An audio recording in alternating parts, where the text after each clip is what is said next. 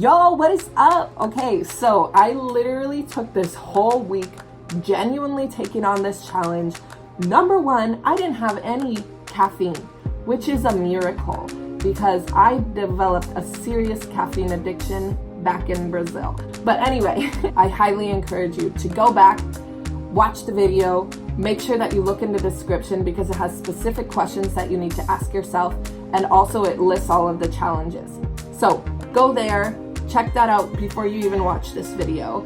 I took on both the physical and goal setting recommendations in order to boost your energy. So for the physical stuff, I tracked my sleep cycle. I ate really well. I drank a lot of water. I stayed away from caffeine. I went into the sun a lot. I exercised. I did some other stuff too. I'll probably bring it up. I gotta say, the hardest part was eating healthy. I just hate anything grain, and like that's categorized as healthy. The two biggest difference makers were tracking my sleep cycle and light physical exercise. So there's an app called Sleep Cycle. This app is super dope. It like records your breathing in your sleep, which sounds super creepy, but it records it so you can figure out in what part of your sleep cycle you are, and it wakes you up when you are most awake in your cycle. Then once I was out of bed, I had so much energy and it was awesome. So highly recommend it, go download it. Number two was I did light exercise. Now, there were 2 days throughout this week where I did like hardcore exercise. One of them being yesterday, like where I went really, really far rollerblading, and I was dead after, like literally dead. My legs were shaking the majority of the time. I definitely needed water at least the entire time. It was so bad. But what did work, and honestly, I swear by it, is stretching. I think it's just like it gets your blood moving. I don't know. That's me trying to be scientific. Going and trying to like run a little bit did not work for me, but that might be because I'm out of shape. And then number three was good little healthy snacks, like chocolate covered almonds were my lifesaver. Honestly, they were so good, and they like gave me like this little energy boost, and I was like, oh my gosh, yay. It was really great. The biggest role player in this whole process was definitely the goal setting that I did on day one.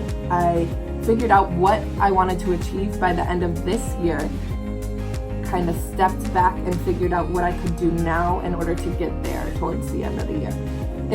It got me excited again, and because I was so excited, I was like, okay, let's do this. So I have a video that I want to recommend, and it's Why Am I Anxious by Stephen Furtick. And oh my gosh, like if you struggle with procrastination, prioritizing, anxiety, like literally anything, honestly, if you don't have any issues at all, go watch that video. Like it's so good, and it opens your eyes to all of those stupid little things that you're doing and you're not thinking about, but that are taking away your energy and your joy. And I cannot recommend it enough. Please go check it out. One of the things that he talked about was prioritizing. And I think that works for both of the types of people that I talked about in my blog, both the person that's busy all the time and feels exhausted because of it, and for the person that isn't doing a ton and just can't find motivation. There's so many times where I'm like really, really worried about what other people are thinking, or like I don't want to disappoint people.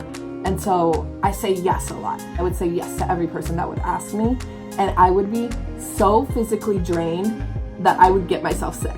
You have to remember, first of all, that you are the only advocate for your health, except maybe your mom. Write out what your priorities are. Figure out where you want to be in a month, in a year, in 5 years, and ask yourself genuinely, is this thing helping me get to that goal? Another thing that I want you to ask yourself is, are you in control of this situation?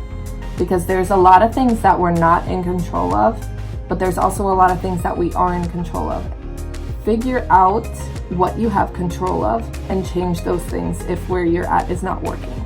If you're not in control of some of these other bigger things, maybe things that are going on inside of you, like promotions that are going on outside of your control, learn to give that to God.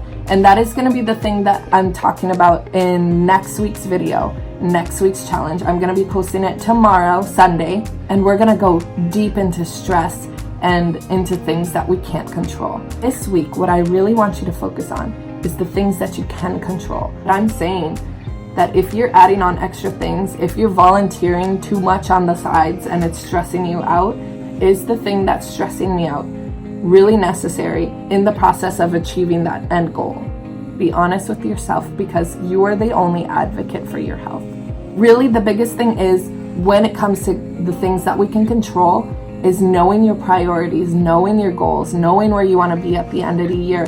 Because when you remember like what you're really aiming for and what you're excited for, that energy is going to transfer into your daily life. But you have to remember to refocus on what you want, about what you're dreaming about, what God made you passionate about, in order to build up that energy. We're going to talk more about stress and the things that we cannot control next week, and I want you to stay tuned for tomorrow. Watch that video and take on the challenge, take on the questions, because this is for you guys. Okay? I love you.